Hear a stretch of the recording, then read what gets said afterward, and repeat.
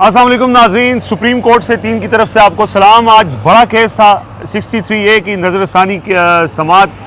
5 रुकनी bench ने समात करनी थी, सिर्फ जजेस 4 जजेस आए और 5वें जज जस्टिस मुनीब अख्तर वो आज की समात में शरीक नहीं हुए।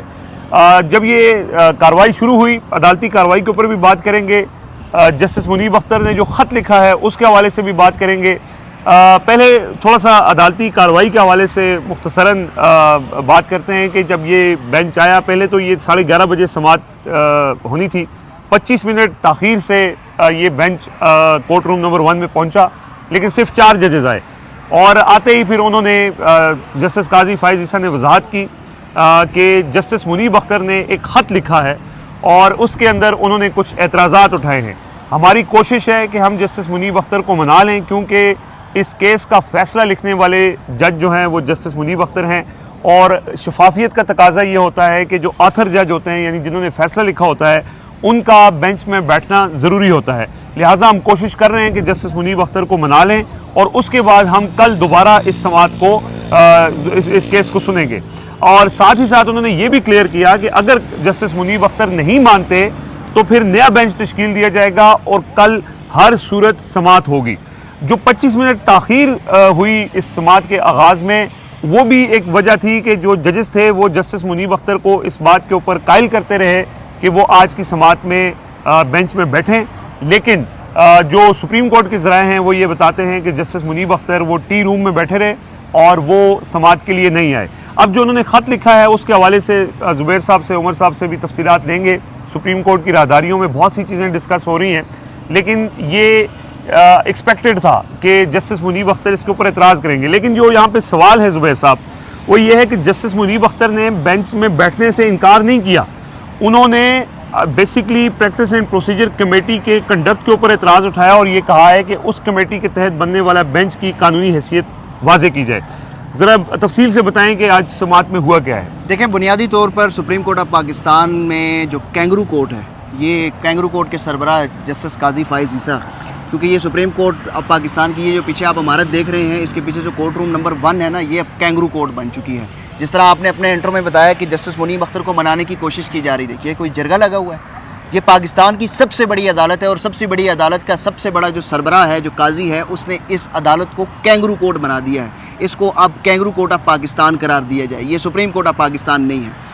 दूसरी बात यह है कि इस वक्त इस अदालत के अंदर जो 3 सीनियर मोस्ट जजेस हैं, उन्होंने काजी फाइज़ ईसा के ऊपर अदम एतमाद कर दिया है। उन्होंने काजी फाइज़ ईसा के साथ बैठने से इनकार कर दिया है।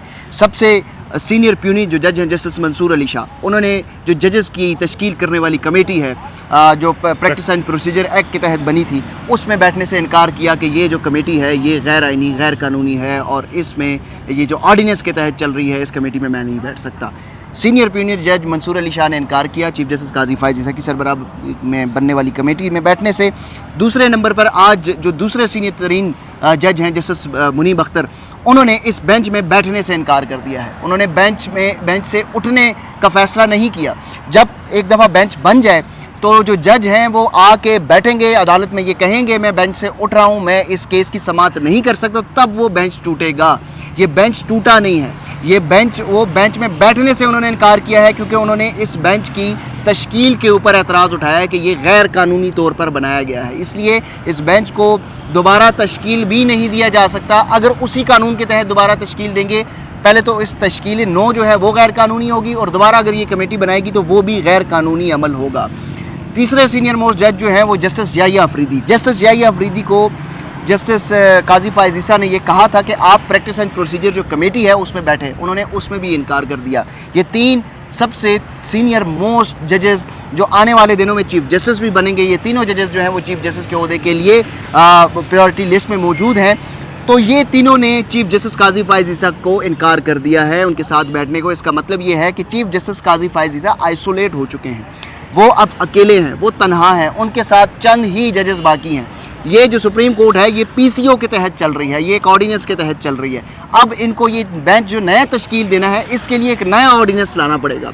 उस ऑर्डिनेंस में ये कानून साजी इनको करनी पड़ेगी कि अगर 2 जजेस भी बैठकर फैसला करते हैं तो बेंच नया तश्कील दे दिया जाएगा। लेकिन एक बुनियादी मसला अब यहाँ पर उठ गया है जो कि काजी फाइज ईसा साहब के सामने होगा, वो कानूनी है। वो ये है कि जब तक जस्टिस मुनीब अख्तर बेंच में बैठ कर रिक्यूज नहीं करते, नया बेंच तश्कील ही नहीं दिया जा सकता।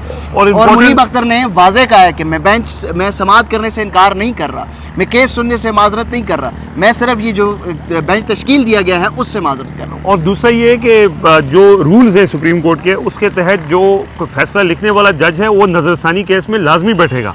अगर नहीं बैठेगा तो फिर उसकी वो जो बेंच होगा उसके ऊपर भी इतराज़ होगा। उमर साहब, आप कमरा अदालत में मौजूद थे, बैरिस्टर अली ज़फ़र ने ये कहा है, अभी मीडिया टॉक भी की है बाहर आके, और जितने भी यहाँ पे कानूनी माहिरीन हैं, कानूनदान हैं, वो उनका यही मौक़िफ़ है कि प्रैक्टिस एंड प्रोसीजर कमेटी के ऊपर, जिसके ऊपर जस्टिस मुनीब ने इतराज़ किया है और ख़त लिखा है, उसमें 3 जजेस की कमेटी है, तीनों का फ़ैसला, तीनों का बैठना ज़रूरी है। अगर उसमें एक जज नहीं बैठा तो 2 फैसला नहीं कर सकते। अब इसको तय कौन करेगा? कानून है, उसकी तशरीह करनी है, तो इसका मुतालबा आ रहा है कि जी फुल कोर्ट बैठे, वो पहले ये तय करे कि क्या 2 लोग फैसला कर सकते हैं, नहीं कर सकते। तो ये तो एक कोई अजीब ही कचड़ मचड़ बना हुआ है। रिजवान साहब, आप ना कानूनी बातें कर रहे हैं। आप मुझे यह बताएं कि पिछले 1.5 साल में इस मुल्क में कौन सा कानून है जिस पर अमल दरामद हो रहा है? बिल्कुल जो कानूनी है ना, उस पे तो जिस तरह से ज़ुबैर ने बताया कि जब तक कोई जो ऑथर जज है उनका शामिल होना ज़रूरी है, उनके बगैर ये नज़रसानी अपील सुनी नहीं जा सकती। कानून ये है कि जो प्रैक्टिस एंड प्रोसीजर के ऊपर अगर एतराज़ उठाया गया है, तो ये PTI के जो सेनेटर अली ज़फ़र हैं, उन्होंने भी प्रैक्टिस एंड प्रोसीजर के कमेटी के इस कॉन्स्टिट्यूशन जो उन्होंने बेंच किया उस पर एतराज़ उठाया, और साथ ही उन्होंने जो जस्टिस मुनीब ने ख़त लिखा उसमें भी इस कमेटी के ऊपर एतराज़ उठाया गया। ये तो हो गए कानूनी मामला। अब आज आप देखेंगे जब काजी फाइज ईसा साहब ने ये फैसला दिया, ये जब बेंच उठा है और उन्होंने कहा जी कि मुलतवी हो गया, कल तक के लिए इसको मौखर करते हैं और कल तक इसको दोबारा सुना जाएगा, तो उन्होंने लास्ट में ये कहा कि कल हर हाल में इस केस की समाअत होगी और हम नया बेंच बना देंगे अगर जस्टिस मुनीब अख्तर ना माने। तो इसका मतलब ये है कि उनका जस्टिस मुनीब अख्तर को मानने या मनाने पर फोकस नहीं है, ना ही उनका फोकस कानून और जो आइन कहता है उसके ऊपर है। उनका फोकस ये है कि वो किसी तरीके से इस बिल्डिंग से जाए नहीं। ये जो बिल्डिंग मौजूद है ना, अभी ये साथ ही हम देख रहे हैं कि कंस्ट्रक्शन भी जारी है। कोई काजी साहब को ये बताया कि ये कंस्ट्रक्शन तो शायद मुकम्मल हो ना हो, लेकिन पाकिस्तान की आवाम को आपका पता चल गया है कि आप क्या चाह रहे हैं। 7 बेंच तश्कील दिए गए इस हफ्ते, और 7 में एक बेंच ऐसा जो 63A की तशरीह के लिए नजरसानी पर बना, उसको ये हेड कर रहे हैं, बाकी किसी बेंच में ये शामिल नहीं थे। इनके लिए ज़रूरी इस टाइम ये है, अपनी जो बका है ना, काजी साहब इस टाइम आइन कानून को तबाह करके अपनी बका की जंग लड़ रहे हैं, और ये नज़र भी आ रहा है। यहाँ पर आप वकीलों से बात करें, यहाँ पर साथियों से बात करें, हर बंदा एक ही बात कर रहा है कि भाई ये जो चीफ जस्टिस ऑफ पाकिस्तान है वो सिर्फ अपनी ज़ात का सोच के इस टाइम फैसले कर रहे हैं, और कानून और आइन को जिस तरीके से वो इस्तेमाल कर रहे हैं वो नहीं जेब देता है और ये जो फैसला है ये डायरेक्टली उनकी एक्सटेंशन से लिंक्ड है। तो अखलाकी तकाजा तो ये था कि वो इस बेंच का हिस्सा नहीं बनते, लेकिन पॉइंट ये है कि अब अखलाकी तकाजे पूरा करने के लिए अखलाकियात का होना ज़रूरी है। आपने बात की कि जी 3 चीज सीनियर चीफ जस्टिस जो हैं वो सीनियर जजेस जिन्होंने चीफ जस्टिस बनना है, वो तो चीफ जस्टिस जब बनेंगे जब ये यहाँ से निकलेंगे, और ये तो यहाँ से इनका निकलने का इरादा नहीं है। मेरा ये ख्याल है। ज़ुबैर साहब ये ज़रा दिखाएं, ये जो बुनियादी इंसानी हुकूक फंडामेंटल राइट्स का जो एक मकबरा यहाँ पे बनाया जा रहा है, बेसिकली ये मोनूमेंट है कि जी पाकिस्तान में जो इन बुनियादी इंसानी हुकूक हैं उनके तहफ़्फ़ुज़ के लिए काजी साहब का इनिशिएटिव था। लेकिन मेरा ख्याल है कि वो ये चाहते हैं कि मैं इसको कंप्लीट करके जाऊं, लेकिन ये मोनूमेंट अब मकबरा बन रहा है क्योंकि यहाँ पे सारे बुनियादी इंसानी हुकूक काजी साहब ने दफन किए। ये इंसाफ का, ये इंसाफ, आप इसको इंसानी हुकूक का ना बोले, आप इसको ये कहें कि ये इस टाइम पे इंसाफ का मकबरा, इंसाफ का मकबरा बुनियादी तौर पर जो ये मंजर पेश कर रहे हैं ना सुप्रीम कोर्ट के अहाते के अंदर, ये इसी तरह ये इंसाफ का और कानून का यही मंजर पूरे मुल्क में है कि कोई समझ नहीं आ रही, तोड़ फोड़ है, और इसी तरह आइन को भी रोंदा जा रहा है। ये जो 3 जजेस का आपने रिक्यूज़ल की बात की ना, जो आदम एतमाद किया है बुनियादी तौर पर चीफ जस्टिस के ऊपर, ये कोई छोटी बात नहीं है, ये एक बहुत बड़ा मैसेज है। आप इसको बेशक ये ले लें कि इससे पहले भी एतराज़ात हुए, इससे पहले भी सारी चीज़ें हुई, लेकिन आपको याद होगा कि जस्टिस उमर अताब बंदयाल के ख़िलाफ़ जब यही काजी फाइज ईसा चैम्बर में बैठ के वारदातें डालते थे और एतराज़ात करते थे जस्टिस सरदार तारिक मसूद के ज़रिए और दीगर अपने हम नवा जजेस के ज़रिए, तो जस्टिस उमर अताब बंदयाल जैसा जज भी कमज़ोर हो गया था।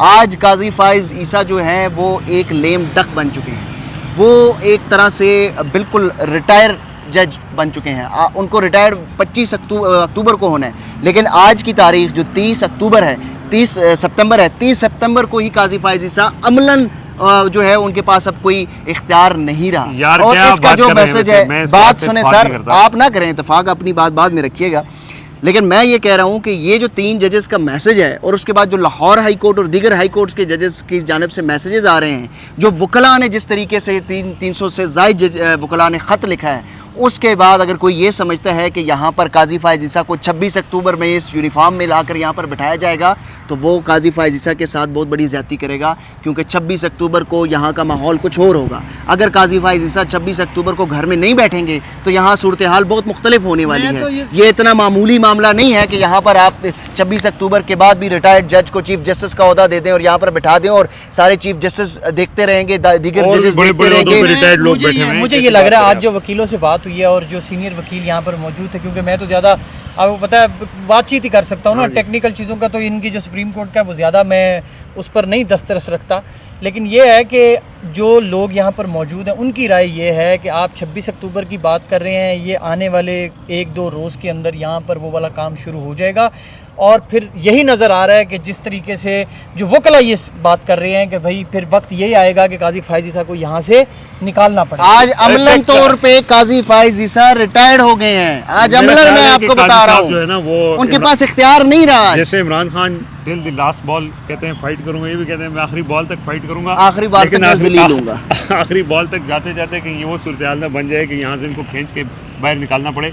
लेकिन बहरहाल अभी ये तो अपनी कोशिश कर रहे हैं। क्लियर कर दें, वो आखिरी बाल तक अपने लिए भी तो खेल रहे हैं, लेकिन बुनियादी तौर पे उनका खेल जो है ना वो किसी और बड़े खेल के लिए है। ये पॉइंट ही है, तो point ही है। बेसिकली वो है, उनको खिलाया जा रहा है पीछे, देखें पीछे ये तो कप्तान कुछ और है। ये तो अपनी सर्विसेज Third umpire। प्रोवाइड कर रहे हैं ना, अपनी सर्विसेज प्रोवाइड कर रहे हैं। वो जिस तरह ही आप कहते हैं वो क्या Outsource बोलते हैं, किया। नहीं, वो पिच क्यूरेटर क्या बोलते हैं, Curator। क्यूरेटर जो होते हैं, ये बेसिकली पिच क्यूरेटर ना, पिच पे खेलने वाले कोई और आ रहे हैं। असल में ये तो सर्विसेज फराहम जी, कर रहे services हैं। फराहम। अच्छा जी, अब बात ये है कि ये तो 63A के ऊपर अगर ये बना भी लेते हैं, जिस तरह ये कर रहे हैं हरकतें, मतलब इन्होंने कमेटी बना ली बगैर जस्टिस मंसूर अली शाह के, हो सकता है कि कल ये कहें जस्टिस मुनीब आप भी जाएं, आप नहीं मान रहे तो एक और जज नईम खान आ जाए या कोई और एडॉक जज लगा दें और उसके बाद समात भी शुरू कर दें, उसके बाद फैसला भी तब्दील कर दें कि जी 60A3 का फैसला तब्दील हो गया है और अब कोई भी दूसरी जमात का जो रुकन है वो अपनी पार्टी की मर्जी के बगैर वोट दे सकता है। ये बड़े जमहूरियत बनते थे, जमहूरी चैंपियन थे, ये फ्लोर क्रॉसिंग के लिए इस हद तक चले गए हैं। फ्लोर क्रॉसिंग को ये यार लोगों को तो समझाएं ना, आप समझे हुए हैं, हम लोगों को समझा रहे हैं। लोगों को भी पता है वो जिस हद तक चले गए। मेरा पॉइंट ये है कि वो अब कर भी लें, ये यहाँ से फैसला भी हो जाए, मतलब वो कहें जी हॉर्स ट्रेडिंग फ्लोर क्रॉसिंग है, लेकिन उसके बावजूद भी आपकी बात ये दुरुस्त है कि 25 अक्टूबर को इनको यहाँ से घर जाना पड़ेगा। अगर ना गए तो आपने बिल्कुल जो बताया है कि वकील जो सोच रहे हैं, जो जजेस सोच रहे हैं, फिर उनके साथ वही होगा। लेकिन अल्लाह ना करे ऐसा हो, क्या कह सकते हैं जी, हम तो दुआ कर सकते हैं। बड़ा बड़ा हो गया जिते ते बंदा कहंदा अल्लाह यार ना ऐसा करे, यार अल्लाह ऐसा ना करे। असि तो 1.5 साल तो वही करते आ रहे हैं, अल्लाह ऐसा ना हो। हम ये भी कहते थे कि अल्लाह ना करे कि किसी के ऊपर लानत इस तरह फैमिली के सामने पड़े, लेकिन लानतें इनके ऊपर पड़ी हैं और इनकी हरकतों की वजह से पड़ी हैं। हम उसका दिफा नहीं कर रहे, लेकिन इनकी हरकतें ऐसी हैं कि वो लानत छोटी पड़ती है। बिल्कुल ऐसा ही है जी। और आज सुप्रीम कोर्ट में इम्पोर्टेंट केस यही था, जैसे उमर साहब ने कहा कि इस हफ्ते 7 मज़ीद बेंच तश्कील दिए गए हैं, लेकिन काजी साहब किसी बेंच और का हिस्सा नहीं बने। सिर्फ इस बेंच का उनका पूरा फोकस ये है कि किसी तरह मैं अपनी एक्सटेंशन के लिए राह हमवार करूँ, लेकिन कोई ना कोई उनको अभी तक जो है ना रुकावट आ रही है, और वो अगर कामयाब भी हो जाते हैं तो इसके साथ वाली जो बिल्डिंग है पार्लियामेंट हाउस, जहाँ से ये तरमीम होनी है, वहाँ चीज़ें अभी भी मैनेज नहीं है और वहाँ पे तैयारियाँ लोगों को बचाने के लिए, वो हमने अपने व्लॉग में डिस्कस भी किया था। कुछ और उस हवाले से अपडेट्स हैं, वो हम शाम की जो वीडियो होगी उसमें शेयर करेंगे। फ़िलहाल सुप्रीम कोर्ट से इजाज़त दीजिए, अल्लाह हाफ़िज़।